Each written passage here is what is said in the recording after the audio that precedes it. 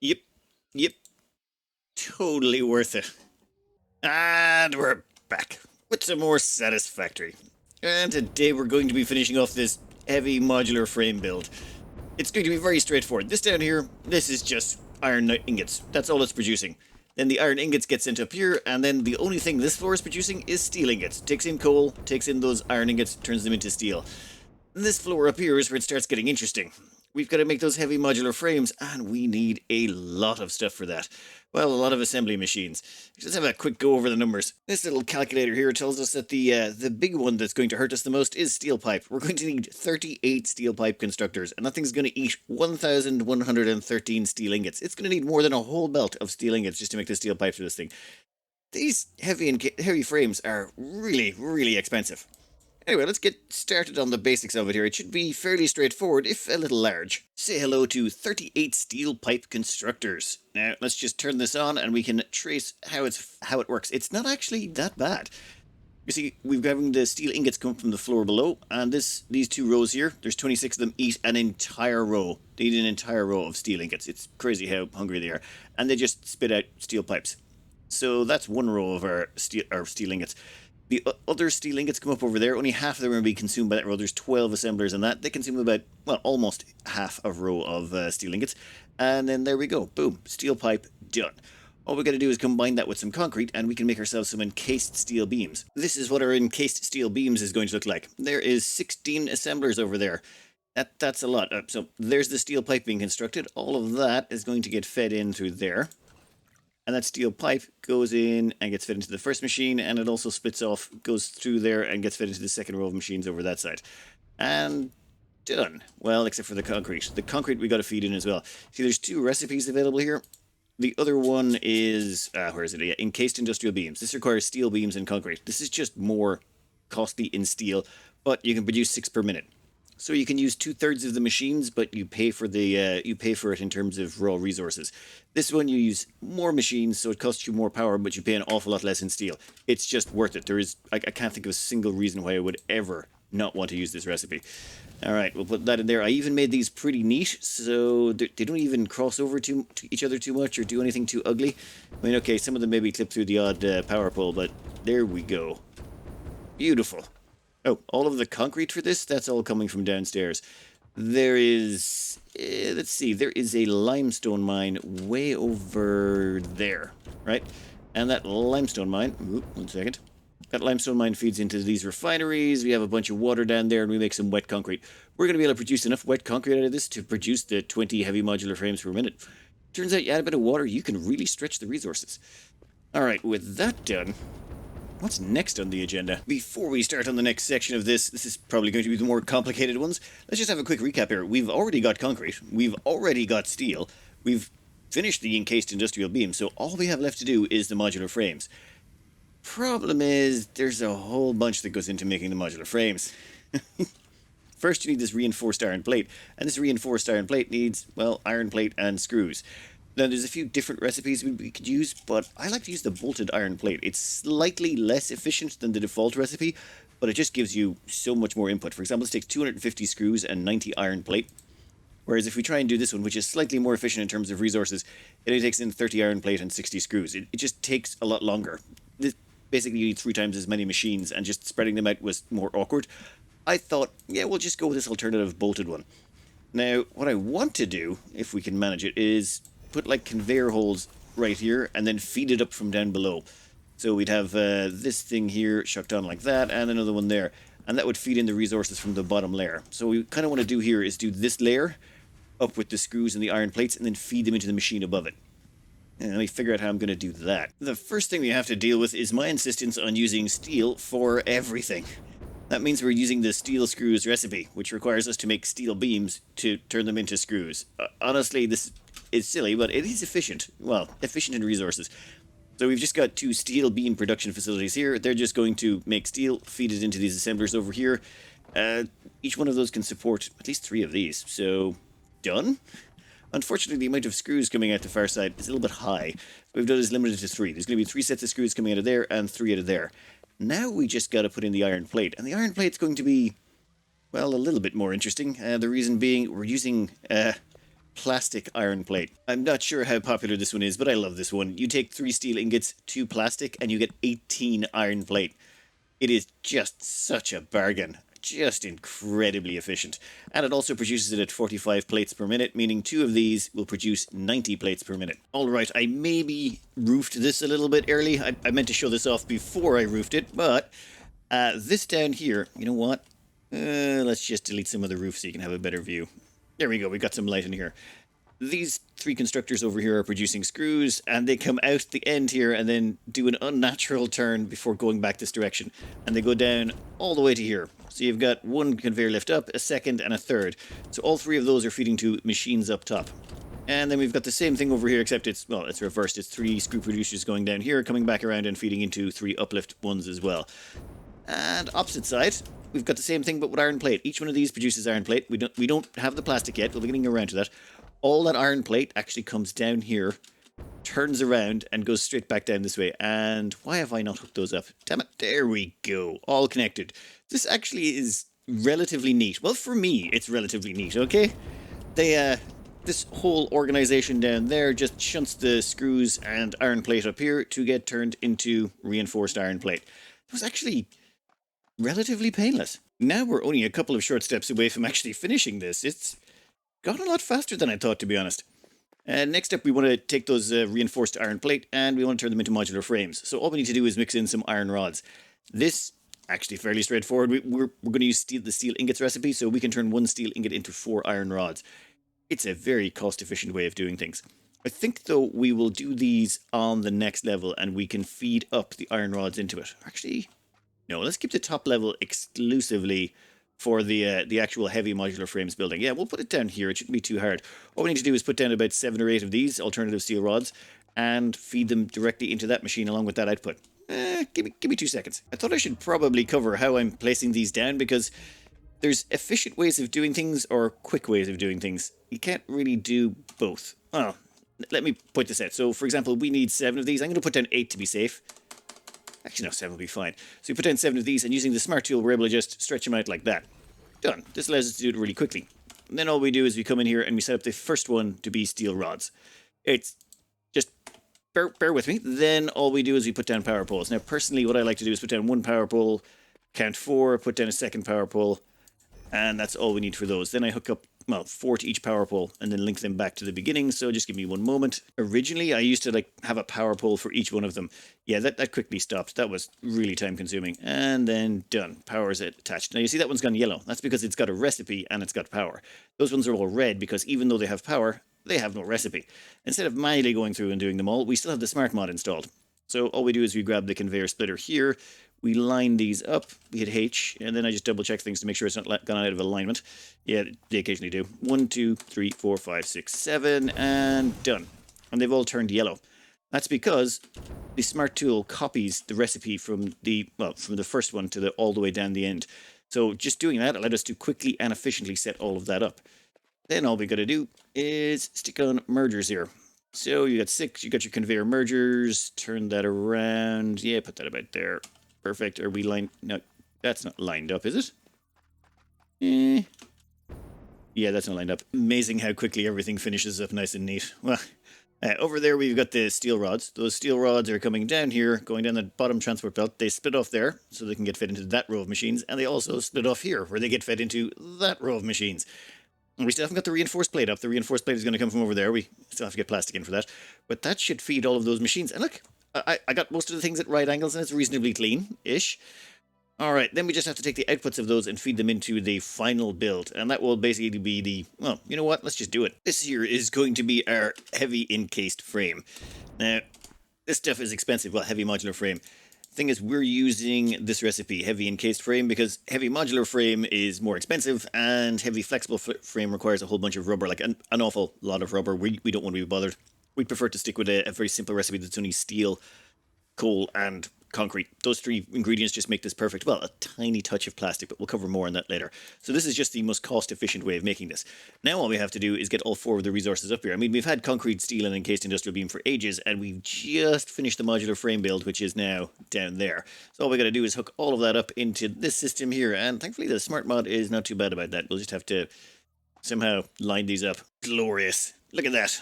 All four resources, well, they're all piped in, but we're still missing plastic to make our iron plate, but that's fine. That's going to be sorted in a bit, but all the rest of the resources are routed up. And we went with a very... It actually looks pretty neat and nice. Look at that. I mean, okay, it's not perfect, but there's a weird thing in this where you start getting to like making things nice and neat. I thought I'd just be more brutal about it, but it seems with a tiny bit of effort you can make things look an awful lot nicer. Alright, it's time to hook up the train system. We need the train system to be able to take out the modular frames, but we also need to use the train system to bring in just a tiny scooch of plastic. So I think the next step up will be setting up finishing this train station here, which should be fairly straightforward. We've got the guts of it down already. And then we have to do a sister train station back at our home base to drop off the resources and pick up some. Back at our home base that we haven't been at in so long, we're trying to squeeze in a small train station. That's going to be our modular drop-off right there. There's our other train station over there. This time I'm trying to make it smaller, which seems to be a contradiction in terms when it comes to these train stations. They're just huge. We barely have enough room to squeeze this one in here. But it works. Now what we're going to have to do here is make sure that we've got the outputs and inputs set up before we start. Each one of these is set by default to loading, but we're going to set this to unload because we're only using one wagon just to unload the heavy, or just to unload the modules. Namely because, well, we're only doing 20 per minute. It's kind of crazy. Which one is this? Oh, wait, no, that's the outputs.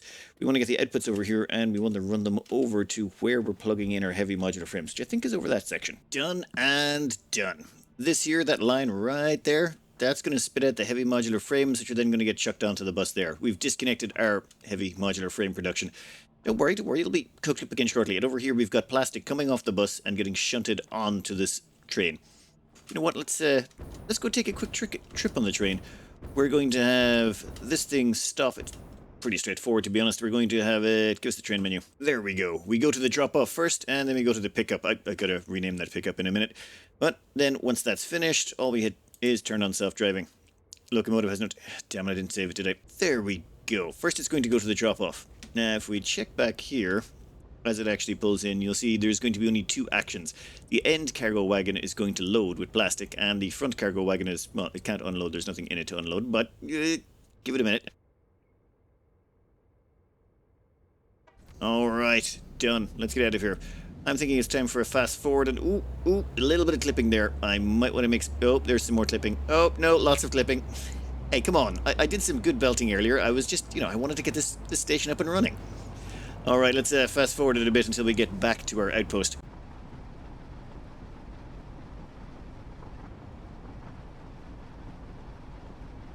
The factory does look beautiful from this angle, though it's all sorts of lopsided. I probably could have organized that a little bit better, but you know what? I like it. It's got character. Yeah, let's say that. Character. Alright, since we drop off here, what should happen is... Well, only the back wagon's going to unload. We have nothing to load just yet.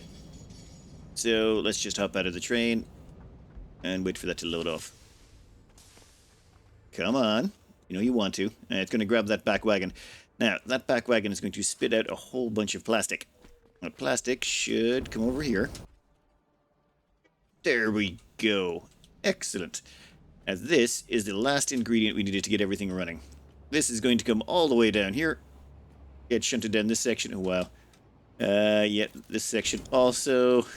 goes down through the floor again and gets fed into these machines. These machines are the ones that make the iron plates. Then those iron plates are going to get spit out the front here. Get spit out the front here. Come on. Wow, it takes 24 seconds. Alright, after they get spit out the front here, they'll come along this transport belt here. There we go. Finally, and then they're going to get shunted up. How do we get up there again? God, I need to make some changes to the layout of this factory so it's more... you can move around it better. And then it gets shunted up here, and now we're getting our reinforced iron plate. Then our reinforced iron plate is going to pop out the front here at some point. You know what, never mind. Then it comes all the way down here. Half of them are going to go into this section. We're starting to see them there now, and we're going to get modular frames out. Modular frames will then get sent out here and upstairs. Yep. And then, at last... they'll all end up in here, and we'll start getting modular frames in this section. Would you look at that? There's finally movement. Alright, while this is starting to warm up, I'm going to go make some changes to the factory to make it a little bit more presentable. But, Francis-style presentable. Yep. Totally worth it. Took a little bit of effort, but we stuck in some concrete pillars just to give it a sort of a little bit of structure to it so it's not hovering in midair, and I kind of like it. I was sort of aiming for, Soviet era industrial, just, maybe just less cheerful and a little bit more functional. And I think we kind of nailed it, though the color scheme is probably way off. I should really start playing around with the color scheme at some point and mess around with that, but just too lazy, I suppose. But as you can see, lots of nice concrete pillars to support our structure, though, yeah, I'm pretty sure normal engineers or actual structural engineers would probably be throwing fits at the way this is organized. But it's okay. Also, for access-wise, good luck. If you don't have a jetpack, you're not really going to be wandering around here very much. This place is, yeah, let's just say minimalist was what we were going with when it came to foundations. I almost played with the idea of removing a bunch of foundations just, to have it all hovering in midair, but, then I would have had to put in more pillars. So no, this is how it all turned out in the end. Quite liking it. Production-wise, yeah, we're pretty much flat out. This is perfect. All of those resources then get sent over to our train station over there. Our train station has a lot of little floaty cables, but I don't mind. We even put in some pillars under some of the train stuff just to make it look not horrible. How are we looking on the outbound? Oh, yes, we got 39 in there waiting to go out, and plastic-wise, yeah, we're probably swimming. This thing only takes a tiny amount of plastic. Actually, yeah, that brings me up to a weird dissonance I was experiencing in this game when it just came to what people were telling me and what it was actually like playing it. I kept hearing and seeing that building factories of a certain scale was just, ridiculous, and say this modular frame factory, there's even posts on the Reddit right now, someone's building 14 per minute, and people are like, wow, that's overkill, and that's going to take you so much resources, and blah, blah, blah. And then I kind of figured it out. It's because I've been raiding all the recipes. I maybe should not have done that, or maybe I should. Let me demonstrate. This here is the recipes we're using, the whole build, and you can just see the base resources here. Or another way to look at it is, this is how much coal, iron, limestone, concrete, and water we're using to build our 21 heavy modular frames per minute. Which, yeah, grand. But we're using a whole bunch of alternative recipes. If you were to build this with the default recipes, let's say, it would look a little bit different, especially the raw resource count. This here is how much default resources you would be using, and holy jeebus, it's insane. For example, the amount of coal we're using less coal than the difference between the two, as in, this doesn't just use as much as us, it uses over twice as much. And iron ore, holy, what the hell happened there? We're using, if you're using the default recipes, you'd be using 5 times as much iron ore. Can you imagine the amount of mines you would be running? This actually makes sense of a whole bunch of videos I've seen out there with people running mad amounts of resources and just like dozens of transport belts. Now I get it. If you're not using the alternative recipes, it's far more expensive. I mean, and power and buildings. This is how much buildings you would be using. 187 buildings using alternatives. Otherwise, you'd be using 600 with the default recipes. 600 buildings. That's triple the buildings and double the power. It's ridiculous. It makes me feel that the alternative recipes and all the hard drive hunting is incredibly necessary if you want to make a half-decent, efficient factory, especially if you're going late game. I mean, even if you're just playing around and mucking about, you're going to need at least a few of them. It's just they compound on top of each other so much, once you combine a few, it's just the savings are incredible. Alright, enough faffing about. I think the plan is quite simple. We're going to have to get ready for the next upgrade. We're going to have to put down another factory, I think. We're going to separate out a couple of other things from our main bus. Namely because, well, I sort of went a little bit bigger than I was anticipating here. 1 second while I head back home. You can... Perfect. Oh, and we barely missed the factory. I had to do a little bit of... that's why I was stepping it back a bit, was to try and avoid clipping the buildings when I was... Uh-oh. Yeah, maybe did not gain enough height on that one. Was that a slug? Before we knock out the Phase 4 objectives, we're going to do one more little mini factory, and it's going to contain AI limiters, circuit boards, and high-speed connectors. And the reason I've chosen these 3 is they only have 3 resource requirements. That is copper, silica, and deuterium. That's it. Bit of water would be nice as well to stretch them out. But using these 3 resources at one location, we can hammer out all of these, and this will actually decrease a bunch of our needs, well, substantially. If you're wondering why I'm sidestepping into the silicon circuit boards and high-speed connectors instead of just finishing off the build, well, it's to do with items. If you look in here, it tells you how much is going to go over across each belt, and we're going to need 961 Caterium ore, which means we're going to need 2 mines of Caterium ore. We're also going to need 2 mines of copper. Everything else we've driven below 1 belt. Remember, we're running a sort of a main bus design in the center, so it's nice if we don't have more than 2 belts of something. And the way we got this is we just, basically, we're excluding the heavy modular frames and we're excluding the copper powder. We're going to bring those in remotely. And this is sort of the production we're going to end up with, or the requirements. If we were, however, to go in and say remove high-speed limiters, circuit boards, and copper powder, what happens to our production levels is our K2 ore drops to below 1 belt and our copper ore drops to below 1 belt.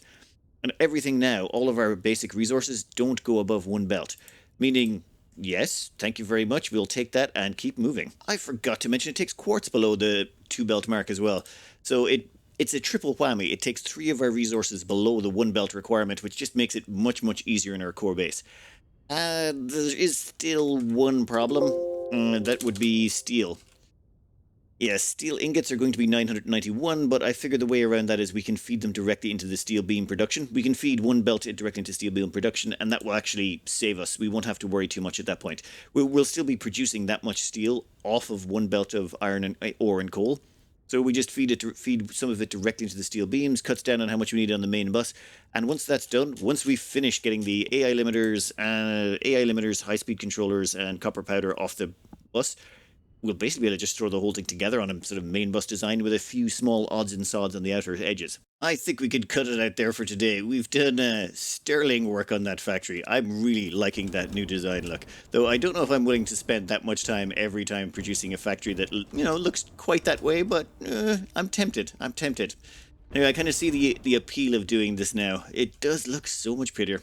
Anyway, I hope you enjoyed and good luck.